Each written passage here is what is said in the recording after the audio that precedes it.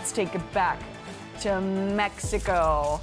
And yeah. Oh. Yeah, a different kind of inferno.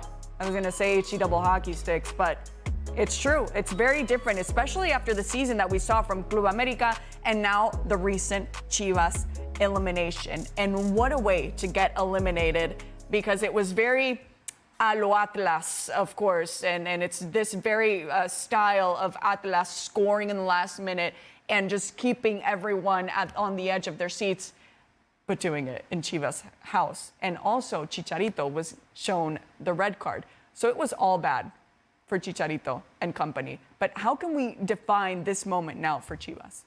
It's really bad because they lost to a bad team. Yeah. They were not eliminated by Cruz Azul. They didn't get knocked out by Toluca or even Club America.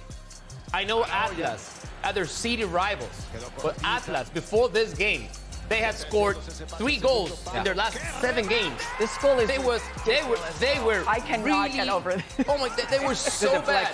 And I know, but it's insane the way that he tries to hit the ball. I feel like Chivas was in control. They were in control of the game until the equalizer. Chicharito obviously goes at the ref because of the penalty kick. Aldo Rocha converts. Chicharito is shown the red card, but honestly, I feel that this is the best thing that could have happened to Chivas because they're not up to that level, and things could have gone way worse if they had gone and played maybe Cholos or Club America. So honestly, I feel like Atlas did Chivas a favor by knocking them out. Yeah, let's put in perspective of how just a massive failure this year has been for Chivas. On and off the field. Let me put it's all been the same. Let me put it in perspective. They lose to America, that Clásico. They lose 2 Clásicos to Atlas. They get embarrassed in League's Cup by the worst team in Major League Soccer and Liga MX in San Jose Earthquake. They can't beat the Galaxy either. They got 0 wins there. They come out of that in a regular season to only beat teams that can't even make the play-in. So 1 through 10, they were number 9, where they've always been for the last 10 years. 1 through 10, they didn't beat any of those teams. Their wins came from teams that weren't good enough to make the postseason or a play-in to the postseason. Their coach, their head coach, Fernando Gago, says, "Peace, deuces, I'm out. I'd rather not be with you." Interesting with the shirt you're wearing. And he goes to Boca, leaving you hung and dry. It is the absolute worst season to date that I can remember for Chivas fans. The sporting director did the same, by the way. The sporting director did the same. The most important player in your recent history, Javier Chicharito Hernandez, signs with you, and he's gotten more red cards than goals. Yeah. He's gotten more injuries than time on the field, and he is your guy. It's just been an incredibly frustrating season if you're a Chivas fan, and will go down as one of the worst seasons in recent memory. Yeah, I mean, these are his stats, right? And you just mentioned that injury.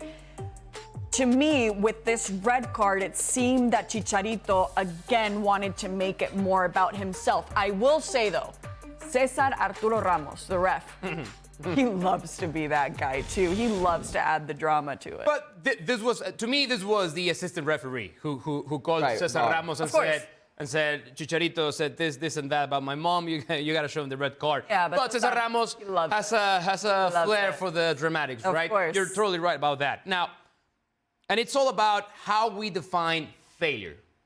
If you have expectations that you don't reach, that you don't meet, you fail. Not even expectations at this point, standard when we talk about Chivas. That's exactly my point. I had 0 expectations this season for Chivas. I had 0 expectations that they were going to do well or be competitive. I think this is Chivas right now. What happened this season? Their coach quitting on the players, the sporting director quitting on the team, the owner with an absolute disregard of what happens with his team, a fan base that is not growing, the opposite. Chivas is in deep trouble. I don't even think they've hit rock bottom. I think it can get even worse than this. What is rock bottom? Well, I feel that they've been making it at least to the play-in a couple of years in a row, a couple of seasons in a row, but they still attract some fans because of their history and their tradition. The new fans, the younger fans, don't give a you-know-what about that. They want to follow important players. They idolize players. They don't have anyone to idolize at Chivas. They want to follow teams that win. Chivas does not win by any stretch of the imagination. That's how it gets worse. That's how you hit rock bottom. But to me, this Apertura 2024 is the exact reflection of what Chivas is right now. Yeah, I think they're protected from hitting rock bottom by Liga MX in the standard of play. And what I mean by that is you cannot get relegated. Mediocrity? There is no promotion relegation. That would be hitting rock bottom if you get relegated. They used to have relegation, and it wasn't true relegation. It was relegation in the form of a 3-year percentage. So there's no way Chivas or these big teams will be bad for 3 years. And they were straight. close And once. they were close a lot of times. But this is the standard for Chivas. I said perennial ninth. That's because we did the numbers. If you go back to like 9 years ago, their average is ninth. That's where they are. And this is a team that strums fans that heartbeat with their tradition of Mexican only. And they get to a final of a Conca Champions where they win it, or a Liga MX, and they win it once every 10 or 15 years. And that's good enough for the fans. But then you got teams who strive for more. If they had this type of season at America and it was a norm, there would be heads rolling, coaches out, sporting directors out. Tigres, the new Grande, they would be rolling as well. You can't have this type of standard of play. But for whatever reason, it's become the norm at Chivas. And you said you had no expectations.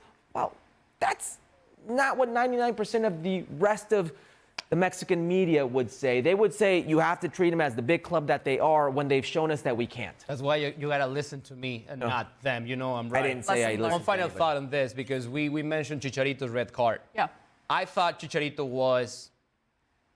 There could be hope with Chicharito when he arrived a year ago. Likewise. Yeah. I Same. thought... I thought it made sense. I thought it was good. Yes, I thought the reunion had to happen. And it was going to be beneficial both ways. Chivas needed Chicharito, but Chicharito also needed Chivas. Yeah. And I thought that his only presence was going to be enough to attract some other Mexican players, talented Mexican players. You said it, Mexicans only. That's the policy. That's the tradition. Yeah. But at this point, it's been bad business for Chivas. Yeah. Because Chicharito is a player, the highest earning player in the club, 5th highest earning player in the league, and the return isn't just there. At this point, whoever is going to be sporting director, if they ever name sporting director at this point, I don't even know if they're going to do that. I'm cutting ties with Chicharito. I'll let him go. At this point, I think his presence brings more toxicity than positivity. And he's a guy who, under his pastor, what is Diego Dreyfus for Chicharito? Life coach. Thank you.